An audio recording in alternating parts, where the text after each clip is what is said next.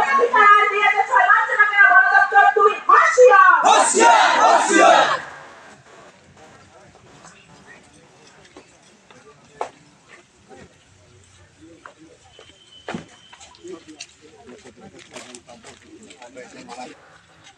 আমাদের সরকার যে আমাদের বনবাসীদেরকে উচ্ছেদ করছেন, শিফটিং এর নামে, টাইগারের নামে, বন্যপ্রাণ বাঁচানোর নামে, কর্পোরেটের স্বার্থে আমাদেরকে যে উচ্ছেদ করছেন, তার প্রতিবাদে আমরা সমস্ত রেঞ্জে আমরা বিক্ষোভের কর্মসূচি নিয়েছি।